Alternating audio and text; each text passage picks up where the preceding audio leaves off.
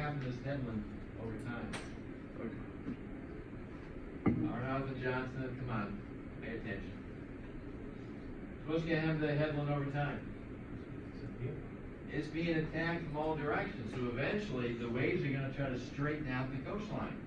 What's our coastline made of? Sand. Is our coastline basically pretty straight? Yeah, because sand seems to move around. But for a rocky coastline like this, it's going to take a long time for the waves to smooth it out. Now, why is this happening? What's the water like just offshore? Shallow. Wave action is oscillation. That oscillation, watch me, starts to rub across the bottom. What do you call this? Friction. What's friction do to the wave? Slows it down. We just hit the definition. Because the waves slow down just offshore here, where you see the surf breaking, we invoke refraction. The wave then bends toward what's making it slow down, in this case, all directions. So, bottom line, which way do waves hit the coast? Which way do waves hit the coast? Forward. You mean forward. Exactly. Head on. The waves are going to hit the beach head on. No matter when you go to the beach here, if the wind is blowing onshore, offshore, up the shore, down the shore, whatever the wind direction is, the waves are always coming on to the beach. Always. And that's because the water offshore is shallow, it slows the waves up, and then they refract and hit the beach head on. Doesn't matter which way the winds are, making waves, it's always going to be head on. And that straightens out in a regular coastline. Fourth example, another acronym called the SOFAR layer. SOFAR stands for Sound Fixing and Ranging. No, you don't have to know it. That's where they got the name from. And it turns out this is a minimum velocity sound layer. What that does is to concentrate sound and then carry it a great distance. Concentrate sound and carries it a great distance.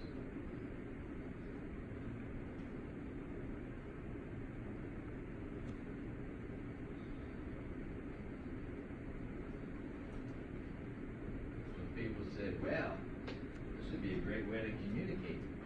You don't have to worry about radio signals because somebody could intercept our radio signals and then they know what we're saying. So they said, well, let's explode a bomb. They set off a bomb in the Indian Ocean. 5,000 miles away in the Pacific Ocean, they heard the bomb explode. People said, hey, that's a great way to communicate. Nobody's going to intercept their communications because it's going to be tracked down in a SOFAR layer. Let's see how good it really is to set off a whole bunch more bombs under the ocean. Comments? Bombs in the ocean. Sound. Loud sound. Really, really loud sound. Hello? Starts with WH. Ocean. WH. Swimming around. Whales. Whales. What about whales, dolphins, and porpoises that seem to communicate? We don't know what they're saying. There's some kind of communication there.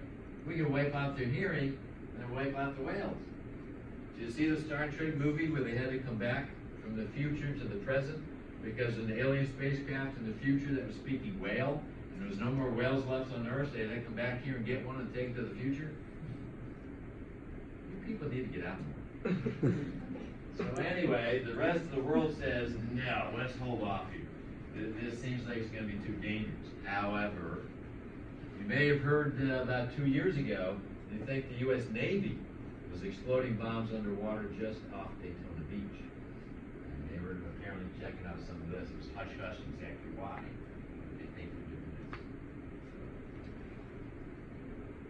Any question on refraction? Third sound alike, again, keep them separate, is diffraction. we've had reflect, refract, diffract. And then to make matters worse, diffraction starts off with bending again.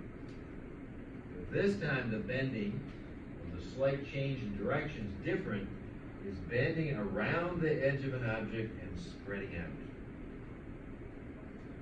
It's almost as if the wave is going to regenerate.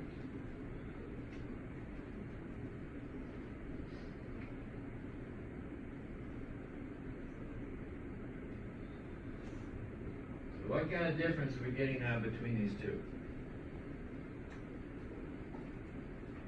One, we're talking about change of speed up here that causes a trapping of any kind of energy, any kind of waves in that so-far layer. This one, you've got the wave already established, but it's changing its direction. And it's almost like it's turning a corner instead. Let me go back to refract for just a minute. Show you how they figured out. Here's depth. The speed of sound increases just under the surface because water is more dense than air. The speed of sound then decreases as you get down deeper because the water is getting cold. Then when you get really deep, the speed of sound goes back up because pressure is keeping the molecules together. So right here, about 1,000 meters, 3,000 feet deep, you get that so-far layer, minimum velocity sound layer. Suppose the sound is produced below it, and then refracts into that layer. Sound produced above, and then refracts into that layer. And as you see here, it becomes trapped as a result. Who would benefit from that? Who's going to find that advantageous? Military, submarine. A submarine can actually hide down here and be virtually invisible. And again, you've seen movies, wartime movies, where they're dropping depth charges. And when the depth charge goes down, it's random. You know, they put one here, one here, one here, because they don't know where the sub is. They don't know because when the radar goes out, it's either above or below that area. If the sub's sitting right here, it's invisible. Any kind of detection, sonar, is going to miss it. So they're basically hiding instead. So that has to do with change of speed. This one, we're talking about direction, change of direction. So what I thought we would do is have a volunteer here. One of you two ladies like to step up and want to do that. Somebody want to volunteer? Just gonna stand over here. Jada, come on.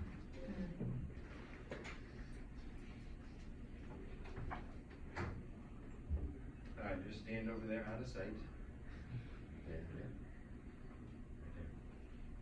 Can you see her? No. All right, say hello, Oceanography. Hello, Oceanography. Did you hear her? Yeah. How can you hear her if you can't see her? Say it.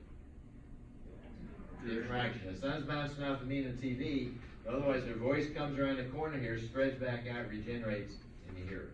Okay? Thank you very much. That was her acting debut. Now, she did that one. We're all going to do the next one. What does this mean as far as the ocean is concerned? Let's suppose we've got ourselves what's called a clamshell harbor, because that's the way it looks. Looks like a clamshell. And we got a little bit of an opening up here past the rock and the sand, so the waves come in, and notice they regenerate. Now people took this as an idea. Hey, we can have some kind of a mooring. We can put our yachts and our boats and our vessels in a safe area if we make it man-made. So we set up this protected harbor. Why do you leave the hole open?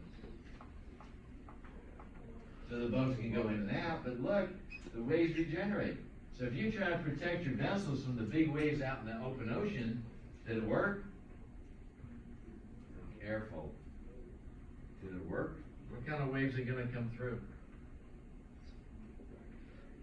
Much smaller. Why? What's not coming in starts to eat? Not much energy's coming in. You may have 10 and 12 foot waves out here, but the only energy coming through is this little opening. Yes, diffraction says the waves regenerate, but you're talking 1 or 2 feet. Bottom line, no harbor will ever be what? What do you mean safe? Eventually the waves will shallow. Right, so no harbor is ever gonna be completely calm. Because of diffraction, you're still gonna have some energy coming in to reproduce the waves. You're still gonna have to carefully maneuver your vessels, particularly during storms, so they're not hitting each other, rocking back and forth, rubbing. They're still gonna have to be spaced out some way. So no harbor is ever gonna be completely calm.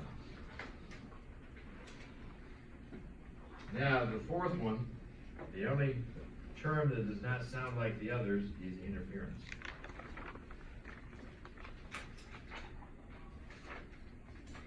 When waves interfere, they combine, so pretty simple. It's a combining of waves. That may happen two ways. Copy what you want.